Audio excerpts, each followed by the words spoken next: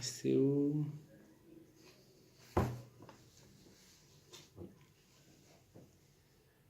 Non, regardez, reprenez en haut de la nouvelle colonne. Od, il te dit. Od. Eir besefer aniskar leil. Beinyan bikur etzel mochim okrovim ostam biloui etzel shchenim besho shenan nochot. Donc il dit quel est le djinn par rapport à une personne qui veut aller rendre visite à une personne mais à une heure tardive de la nuit, de la soirée ou des choses comme ça. Dans un cas comme ça, c'est pas quelque chose à faire. Il peut y avoir un problème de onat varim, alors que ce soit trop tard ou trop tôt, c'est-à-dire à des heures qui sont pas du tout, qui risquent de déranger les gens. Chez les familles mitbayesh bekar, mitbayeshim bekar, les gens généralement ça peut arriver si tu viens trop tôt les voir ou trop tard ou qu'ils sont en pyjama ou qu'il est tard ou qu'ils étaient dans leur lit, voilà. Donc sans compter le fait que tu peux les réveiller, ça leur fait honte de devoir arriver aussi tard à un moment qui est pas où ils s'y attendaient pas. Biprat bezman chez bederer klal. Il te dit, à plus forte raison de venir visiter quelqu'un à la fin de ta journée quand il est trop tard, au moment où la maîtresse de famille elle est fatiguée. C'est-à-dire non seulement tu peux mettre honte à la personne, tu la prends de court aussi, donc elle a entre guillemets peut-être pas envie de te voir. Mais en plus, ça y a un problème, c'est que la personne elle est fatiguée, elle doit te recevoir, elle doit faire des efforts, sourire, te servir à manger, tout ça. Donc c'est un problème. Il faut pas aller rendre visite aux gens trop tard, ça se fait pas. Veyesh basé mishum tsar, et donc ça cause de la souffrance à la personne. Ou bikur beshot aerev difamim eno ratsui metametzniut. Et même aussi par rapport à des raisons de pudeur, des fois ça peut déranger les gens qu'on vient les voir trop tard. Ou birchlalze les talfan beshot menucha. De la même manière aussi, on te dit une personne qui vient téléphoner à des heures qui sont pas des heures acceptables. Des heures aussi, ça rentre dans le problème du sourd de Wanat Varim de téléphoner à des personnes trop tard. Même si la personne elle dort pas. C'est pas toujours un problème de dormir. Bien entendu, quand tu te réveilles, tu fais gazelle chinal, tout ça. Il y a des personnes, ils ont pas envie de répondre à minuit, ça y est, leur journée elle est finie, ils ont pas envie de se reprendre la tête, tout ça. Des fois, les gens, ils ont tendance à dire, ah non, mais la personne elle dort pas, ça, c'est un jeune. C'est pas évident que ce soit toujours ça le problème. Si c'est un jeune ou pas un jeune. Des fois, ça se fait pas d'appeler le soir. Mais on parle pas encore une fois par rapport à des raisons de décalage horaire, comme ça, tu veux pas appeler. Alors ça, oui, tu as raison, décalage horaire, si la personne est dehors, mais moi je parle pas on parle pas pour des raisons de convenance française, de respect. C'est pas ça, c'est que la personne, même si elle est jeune, alors, à moins qu'on parle de sa femme ou de son frère, peut-être son frère, je sais même pas, des fois on sait pas, mais à moins qu'on parle vraiment de sa femme ou franchement quelqu'un où on est persuadé, à lui, il est dans la même maison que toi, donc tu sais que ça le dérange pas, tu vois. Là, tu peux l'appeler, mais des fois, il y a des personnes qui n'ont pas envie à minuit de répondre, ça les saoule de répondre. Tu vois ce que je veux dire? Il y a des gens, ça les saoule de répondre à minuit. Parce que soit, alors je ne parle même pas pour le travail, je ne parle même pas, mais pour toutes sortes de choses. C'est pas lié qu'à une question d'âge. Est-ce qu'on a le même âge ou est-ce que les gens juste ils se focalisent sur ça? Ça, c'est un jeune, lui, il dort pas. Non, pas forcément. Des fois, les gens, ils n'ont pas envie de répondre à cette heure-ci. Leur journée, elle est finie, ils ont envie de déconnecter, ils ont envie d'être avec leurs amis, avec leurs femmes, avec leurs frères, avec leurs sœurs, avec leur père, avec leur mère. Ils n'ont pas envie de se replonger dans la journée. Donc voilà, donc ça c'est une chose auquel on doit peut-être tenir compte des fois.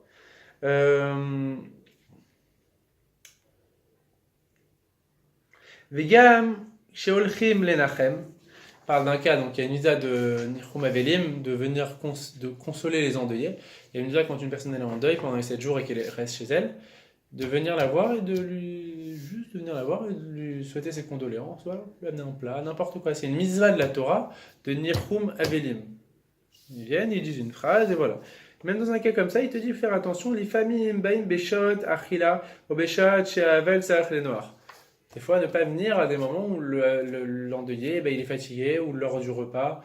Des petites choses comme ça, encore une fois, à penser qui peuvent causer de la. Ou des fois, on a tendance à faire passer notre situation à nous, c'est-à-dire de se dire c'est plus pratique pour moi de l'appeler maintenant parce qu'après j'aurai pas le temps, ou je préfère passer voir maintenant le Havel parce que tout à l'heure j'aurai pas le temps. Mais des fois, il vaut peut-être même mieux ne pas aller le voir, ou ne pas téléphoner à la personne, parce que c'est plus pratique pour toi d'y aller maintenant, parce que là tu as du temps, mais pense à l'autre aussi. C'est pas que toi dans l'histoire. Pas se débarrasser de ça comme s'il y avait que toi qui comptait. L'autre des fois aussi, ça compte.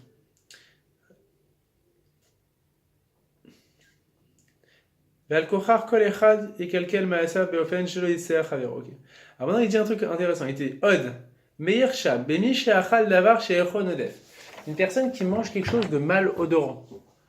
Un plat, il mange un plat par exemple qui sent pas une bonne odeur, qui sent fort ou qui peut dégoûter les gens. Alors généralement quand c'est nous qui mangeons le plat, ça nous dégoûte moins. Parce qu'on l'a cuisiné nous, ou parce qu'on aime ce qu'on a cuisiné, ou voilà. Donc des fois il donne un exemple, il dit une personne par exemple qui mange quelque chose qui est malodorant, qui mange des oignons, et après il parle à plein nez avec... Il te dit quelqu'un voilà, qui à cause de ça il a mauvaise haleine. Chez les familles, Gorem Tsar, les Mishemedaber Imo Mechamat Rearpe. À cause de ça, il va causer un dérangeant chez son interlocuteur. Alors c'est un truc intéressant. Quel est le din par rapport aux fenêtres qu'on doit ouvrir ou fermer? On est dans une maison ou dans une synagogue, ou dans le bus, si c'est un cas courant dans le bus. Il y en a qui ont chaud, il y en a qui ont froid. Comment on fait? D'un côté, ceux qui ont froid, ça va les faire souffrir. Mais si tu ne laisses pas ouvrir la fenêtre, ceux qui ont chaud aussi, ils souffrent. Alors, à qui on doit causer du tsar dans ce cas-là? Il dit, Davar Matou, il est autobus. Les choses, c'est un cas de figure qui est courant dans les autobus. Ou Beprat, Ksheyesh, Meachnim, Shezevadai, Psirat, Achalonot, Davar Agorem, Tsar, Lemi Sheeno, Ragil Beka. C'est par exemple en Israël, où on a, je ne sais plus si c'est le cas aujourd'hui, mais où on a le droit de fumer dans le bus, où on avait le droit en tout cas. Où c'est sûr que ceux qui n'ouvrent pas la fenêtre, ça va les incommoder. Mais d'un côté, il fait froid, comment tu fais? Là-dessus, tu dis quoi? Est-ce que selon la Torah, il vaut mieux faire privilégier celui qui a chaud ou celui qui a froid? Les Davarzet Saher Birour. Il te dit, il faut analyser ce cas de figure. Pourquoi? Chez les familles Gorem Adavar, Chikukim, Gam, Bebet Knesset. C'est des choses aussi qui créent des frictions et des disputes dans les synagogues. Mizvara, Ayanire, chez Olchim, les filles d'Atrov, Amit Paleim. Alors le klal qui donne encore une fois ici, c'est quoi? C'est qu'on va selon la tendance, on va dire, du rov des gens. C'est-à-dire, est-ce que les gens, ils ont plutôt tendance, on est en hiver. Ok, lui il a chaud. Les gens, la plupart des gens, ils ont froid. Alors sans forcément faire un sondage, en tout cas, comment on tranche dans la Torah, là on va selon l'habitude des gens. On voit par rapport au temps, à la température, ou des choses comme ça. Et puis tu dois plier au robe, genre en gros si. Genre, on va dire t'as deux pièces séparées, enfin, t'as deux espaces de fenêtres à l'opposé, et que celui qui a froid il se met du côté de la fenêtre ouverte. Est-ce que tu dois te plier parce qu'il y en a plus genre qui se mettent de ce côté-là, ils ont leur habitude de se mettre ici du côté où la fenêtre est ouverte. On s'en fiche. C'est quoi, les gens ils vont tomber malades à cause de toi, à cause de ton habitude? Ouais, non, c'est-à-dire que ceux qui ont l'habitude ils s'assoient à leur place habituelle, mais sauf que genre, c'est ce côté-là qui est ouvert dans la sinon ou un truc comme ça. Change de place, c'est tout. Oui, non, mais ça c'est vrai, t'as pas l'obligation de suivre la majorité dans ces là. Quoi, toi tu veux dire que tu vas garder ta place, mais tu vas... C'est ça, alors est-ce que tu dois... Le type, toi ton cas de figure, le type il veut prier à sa place, on est en été, il veut prier à sa place, mais les gens ils ont ouvert la fenêtre parce qu'on est en été, mais lui il a froid. Ouais, mais il veut prier à sa place. Il y en a plusieurs qui font ça, donc je suis pas leur avis. À qui tu suis pas l'avis? Non, de ceux qui sont plusieurs qui ont froid et leur t'ouvre la fenêtre. Ah oui, tu t'en fiches de. C'est ça, on va par rapport à. C'est ce qu'il va dire après, je crois. Il va te dire, il vaut mieux que si ça pose des problèmes par rapport à la minorité, que la minorité prie chez eux. Il vaut mieux carrément, plutôt que ça cause des problèmes. C'est ça ce qu'il te dit. Il te dit après, il te dit.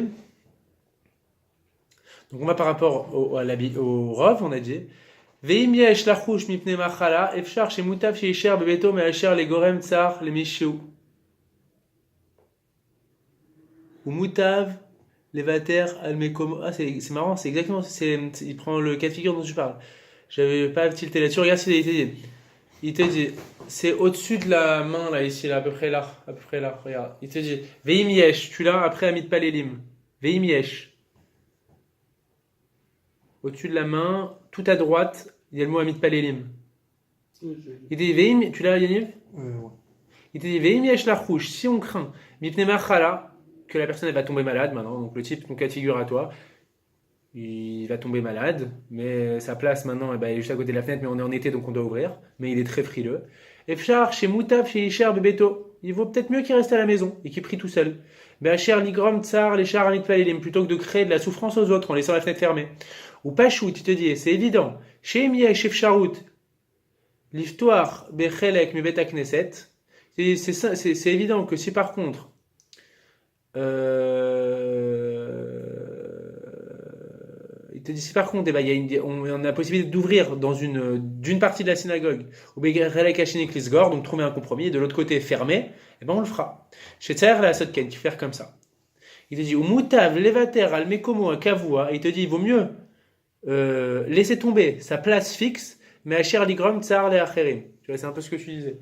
Le type, eh ben, il vaut mieux, s'il a froid, qu'il aille à l'autre bout de la synagogue, mais qu'il ne fasse pas sa crise en disant, ah, moi c'est ma place fixe et je veux rester ici, mais vous ouvrez la fenêtre parce que c'est l'été et moi je vais tomber malade. Non, on te dit non. Il vaut mieux dans ce cas-là, bien que ce soit bien d'avoir une place fixe dans une synagogue, il vaut mieux que tu pries de l'autre côté et que tu creuses pas de la souffrance aux gens comme ça. Ok. Omnam, dit cependant, mais autobus, dans les autobus, à d'avoir caché yoter. Il dit c'est plus compliqué dans les autobus.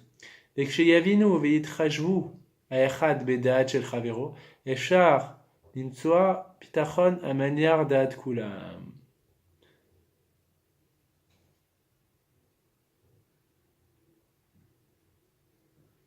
Vous dites dans les autobus, c'est un peu plus compliqué, peut-être parce que bah, t'as pas c'est moins facile de trouver des compromis. Parce que tu peux pas te prendre la solution de prier chez toi. Tu vas dans l'autobus, tu vas te rendre quelque part, donc tu vas pas dire ah bah j'y vais à pied ou le type il a besoin de prendre l'autobus mais il a froid et l'autobus c'est plus petit aussi, c'est pas comme une synagogue, donc c'est moins facile de trouver des compromis. Je te dis il faut que chacun il se mette à la place de l'autre et on essaie dans un cas comme ça de trouver peut-être une solution. Raichi les horaires kan od divré agorem tsar. Il te dit un autre cas de figure qui peut créer de la souffrance. Bemi sheba meochar le betakneset. Alors ça c'est hyper intéressant. C'est hyper intéressant. Ce cas de figure. Celui qui vient en retard à la synagogue. Donc, vous savez qu'il y a un interdit pour une personne qui fait sa amida de passer dans ses arba hamot devant lui. La shrina, la Gemara dit que la shrina elle est devant cette personne-là qui fait sa amida. Homme, femme, ça change rien. On n'a pas le droit de passer devant une personne qui prie. C'est interdit. Faites attention. Très souvent, on voit des gens qui arrivent à la synagogue, ils sont en retard même de 2 minutes, mais ils passent devant les gens. Non, dans un cas comme ça, tu dois rester là Juste devant. Juste devant cette personne. Derrière, c'est bon. Mais dans les arba hamot, dans les 4 coudées, donc ça fait environ 2 mètres devant lui. Dans un cas comme ça, il faut pas avancer. Quitte à ne pas aller à sa place, tu restes à l'entrée de la synagogue, mais tu pries de ton côté. Alors maintenant, c'est quoi le cas de figure qui peut poser un problème? Tu te dis, celui qui arrive en retard. C'est quoi le problème? Au schéma arrière betfilateur. Alors celui qui arrive en retard, par exemple, et qui donc du coup, il arrive en retard, la synagogue elle est un peu bondée, et donc il va se mettre un peu à l'extérieur de la synagogue, mais en plein milieu du passage des gens. C'est-à-dire que on a la synagogue, on a l'entrée, il se met au niveau de la porte d'entrée. T'as des gens comme ça. C'est un gros problème, c'est-à-dire qu'on a la porte d'entrée qui est ici, les gens ils rentrent par là, la synagogue elle est déjà pleine, donc le mec qu'est-ce qu'il va faire? Là c'est l'entrée ici, lui il va se mettre, il va prier juste devant. Donc en fait, tous les gens qui sont censés rentrer ou sortir, ils sont devant lui. C'est un gros problème de faire ça. Parce qu'a priori, si tu t'en tiens à la loi stricte, tu n'as pas le droit de passer. Donc en gros, tu vas contraindre les gens de ne pas passer. Autre cas de figure dont il te parle, il te dit celui qui est marié avec filato. Il y a des gens qui font des filates plus longues. Mais si toi, tu as une place, sans parler du cas de figure grossier où le type il est devant l'entrée, mais un type qui est dans la synagogue et il prie, il fait 12 minutes sa amida, là où les gens ils en font 4 minutes. Les gens ils veulent passer derrière toi, des fois on peut pas passer derrière toi. Donc c'est un problème. C'est pour ça que le conseil qu'il donne, il te dit dans un cas comme ça, Mishumkar enze chez les fana viachol lipsoa auto atfila. Donc en fait c'est quoi le cas de figure? C'est pas seulement le fait qu'il y a des gens qui pourront pas passer devant toi. C'est qu'il y a un interdit aussi qui est celui de reculer quand une personne est en train de faire sa amida. Pourquoi? Parce qu'on rentre dans ses arba hamot.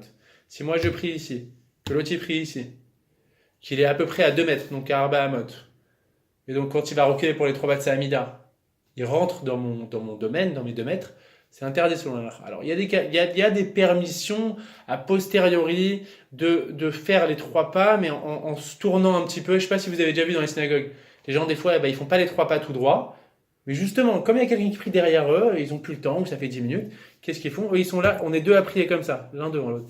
Donc lui il veut reculer mais il peut pas, donc qu'est-ce qu'il va faire? Il va se tourner de biais, il va tourner comme ça, pour pas être frontalement dans mes arba hamot. Vous voyez le truc? Ouais. Mais c'est quand même a posteriori, c'est pas bien de faire ça. C'est un éther de la frappe qui est a posteriori. Donc c'est pour ça qu'une personne qui sait qu'il va prier et qui va être longtemps, il vaut mieux qu'elle se mette tout devant dans la synagogue, ou un endroit où elle dérangera personne.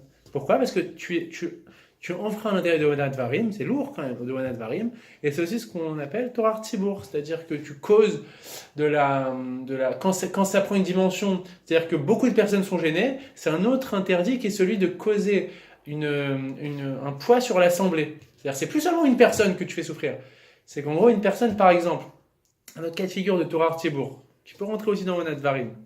Les personnes, par exemple, qui dans la Gdoucha, genre, ils vont se mettre à chanter pendant 2 heures, mais pour se faire un kiff à eux, tu vois. Ou les gens qui vont faire un grand Dvar Torah, mais ils retiennent pendant 3/4 d'heure, 1 heure les gens. Ça peut rentrer dans Torah Tzibour. Là, c'est une autre notion, un peu comme Onat Varim, mais qui rentre en ligne de compte quand c'est beaucoup de personnes qu'on dérange. Voilà. Tu veux dire quelque chose? Non, non, mais quand si, genre, par exemple, toi, t'as fini ta Amida, l'Oder, il a toujours pas fini derrière toi. Et que, genre, t'as Gloucha qui arrive ou un truc comme ça que tu veux faire tes pas, genre, tu peux ou genre, faut que t'attendes? Il faudrait voir exactement dans quel cas de figure on te permet de faire ça. Je sais qu'on peut, et que dans la Lacha, on dit Bediavad de faire ça, mais il faudrait voir exactement dans quel cas de figure on le fait. Moi, j'ai déjà vu des gens, moi, ça m'est déjà arrivé de faire des amidotes plus longues, tu vois. J'ai déjà vu des gens, c'est stressant, le mec il se retourne toutes les 2 secondes pour voir, tu vois. J'ai déjà vu des gens attendre jusqu'à la fin de ma Amida pour le faire. Donc c'est pour ça que je te dis que je sais que c'est a posteriori de faire ça déjà, mais je sais même pas, faudrait que je me renseigne, mais c'est pas quelque chose à faire. Il y a des cas de figure où tu dois partir, tu le fais, tu vois, mais c'est pas quelque chose à faire. Maintenant, j'avais lu, alors je saurais pas te dire où, mais j'avais lu dans je sais plus quel CFR, que si ça te stresse trop ou que ça te perturbe dans ta tefila, le type qui se retourne toutes les 2 secondes, tu peux lui faire un signe pour qu'il recule. Comme ça. J'avais lu aussi des fois quand tu avais un meuble devant toi ou quelque chose qui faisait comme une afsaka, une interruption, dans un cas comme ça aussi c'était permis. Il y en a qui mettent les choses, qui se mettent une Ouais, mais c'est pas évident, c'était pas selon tous les avis. J'avais lu ça il y a longtemps justement dans un résumé de Halachot, mais c'était pas selon tous les avis qu'on avait ça. Bon. Les khatrila, il faut pas qu'il y ait quelqu'un qui passe devant toi, il faut pas qu'il y ait quelqu'un qui tourne, il faut éviter tout ça. Mais là, de toute façon, on n'est même pas dans un truc dans un truc de l'akha, mais le truc c'est que toi, il faut tout faire pour éviter que tu le mettes dans des situations, les gens, de difficulté. Alors maintenant, il te dit.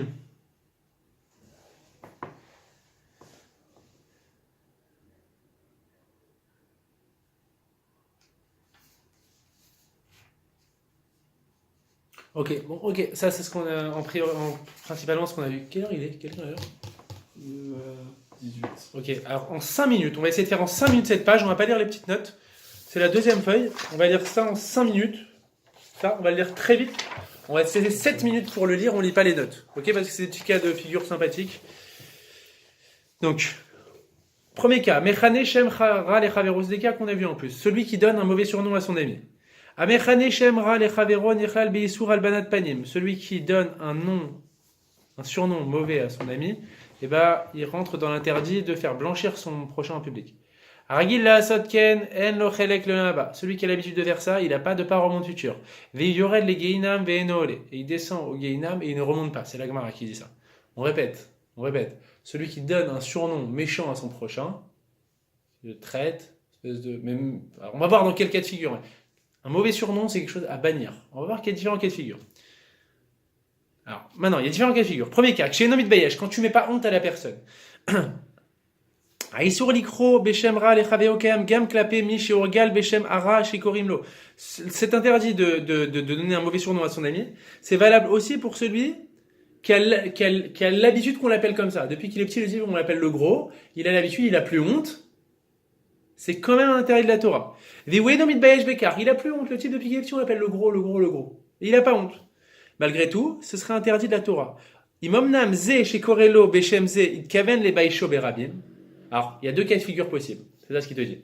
Si toi, quand tu l'appelles le gros, et que lui, il n'a pas honte, parce que depuis qu'il est petit, on l'appelle comme ça, mais que toi, tu as la kavana de l'humilier, dans un cas comme ça, où yored le geinam ve'enoole, il descend au geinam et il remonte plus, pour te dire la gravité de la chose. Nassim Lev, il te dit, tenez compte de ce qu'on dit. Adam yored le geinam ve'enoole al kavana le bayesh av shechavero lo yitbayesh. Un homme, il peut descendre de geinam et ne jamais remonter. La Gemara, on avait dit, il y avait 3 choses sur lesquelles on descendait et on remontait pas. Celui qui allait avec une femme mariée, je crois celui qui faisait Avodah Zarah, et celui qui donnait un surnom à son ami. C'est pas son ami apparemment. On te dit, dans un cas où, même si lui, il n'a pas honte, mais toi, tu as la kavana, à quel point la kavana, elle importe. Tu as la kavana de l'humilier, les paroles de la Gemara s'appliquent. Le Rambam, dans les petites notes, on ne va pas le ramener, on le ramène à l'oral, il dit, lui, non. Il dit, c'est que dans un cas où tu l'as humilié. Le Rambam, il te dit, pour que cette Gemara s'applique, il faut deux choses. Que j'ai la kavana de l'humilier et que je l'ai humilié. Donc on peut s'appuyer sur le Rambam dans un cas comme ça, malgré tout. Enfin, s'appuyer. On ne va pas chercher des permissions pour humilier les gens. Par contre, le cas de figure où, et je cherche pas à l'humilier, et ça l'humilie pas, le gars c'est mon pote et il dit le chauve, ok, ou elle le gros, mais c'est mon pote et on rigole et ça l'humilie pas, et moi j'ai jamais eu la caverne de l'humilier, là il n'y a pas d'interdit. Même si c'est pas trop quelque chose à faire, parce qu'on sait jamais ce que les gens ils ont au fond d'eux, ils font semblant de ne pas être humiliés, mais en fait ils ont de la peine. Ok, donc on saute après, regardez Shem Chiba, vous l'avez? Shem Chiba. Shem Chiba. Yesh Urgelu Beshem Chiba Meyoltam. Il y en a qui ont l'habitude qu'on leur donne un petit surnom comme ça depuis qu'ils sont petits. Midat Rasidut Ishelo Likro Lahem Beshem Ze Kacher Adam Midgaber. Midbager. Le type, depuis qu'il est petit, on l'appelle par un petit surnom, je sais pas, un petit surnom affectif comme ça. Depuis qu'il est petit. Il vaut mieux ne pas l'appeler comme ça. Pourquoi? Quand il est grand, quand il a grandi. Pourquoi? Parce que après son mariage, tout ça. Sauf quand la personne elle demande qu'on l'appelle comme ça.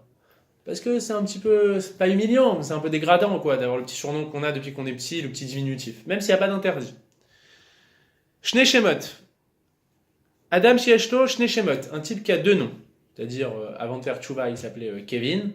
Et depuis qu'il est allé Shiva, il s'appelle Menachem. Mais il ne faut pas qu'on l'appelle Kevin, parce que sinon on va savoir que c'est un Baal Tchouva. Ou...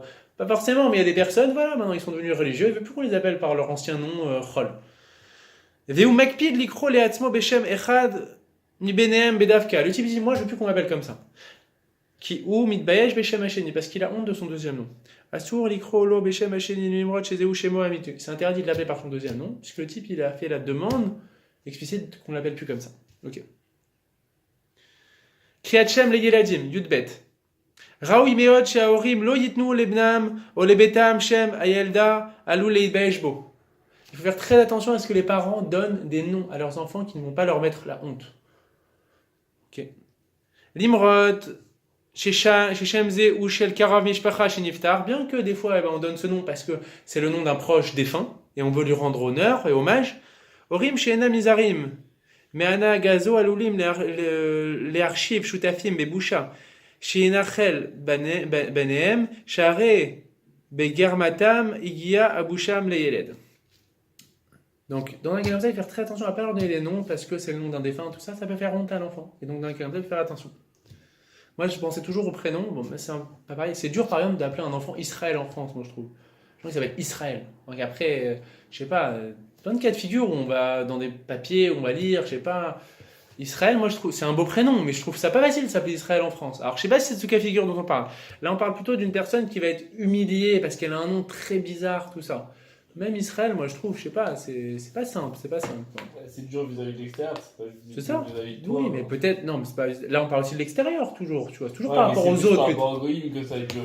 Ça peut être une forme de boucha, je sais pas, t'es en train, je sais pas, tu fais ta journée d'appel, tu passes le bac, tout ça, on t'appelle encore, t'es chez le médecin, monsieur Israël ou monsieur Lévy, bon là c'est le nom de famille, tu vois, mais t'es catalogué comme juif. Après, je sais pas, c'est peut-être, il faut pas non plus, entre guillemets, avoir honte de son judaïsme, mais c'est pas facile, tu vois, je trouve. Alors après, je pense pas qu'il parle spécifiquement de ça. Je pense qu'il parle plus des noms vraiment un peu à l'ancienne. Le mec qui s'appelle aujourd'hui, elle a 16 ans, elle s'appelle Fortuné parce que c'est sa grand-mère. Ou Marlouf. C'est un nom qu'on donne plus depuis 60 ans, sauf en deuxième nom pour monter à la Torah, mais on va pas donner ce nom-là. Mon père, il s'appelle Marlouf. Mais on va pas donner ce nom-là, les khatrila, sur les papiers. Le mec, on va pas l'appeler Marlouf. Tu vois, c'est un peu une honte pour lui. Et c'est un nom qu'on donnait dans les années 50 au Maroc. Donc voilà, il faut faire attention à ça. Donc après, Kinouï Al-Shem, Moum Sheba Adam. Donc il te dit donner des noms, des surnoms, mais par rapport à des défauts que les personnes ils ont. C'est comme par exemple appeler le chauve, l'aveugle, le boiteux, tout ça.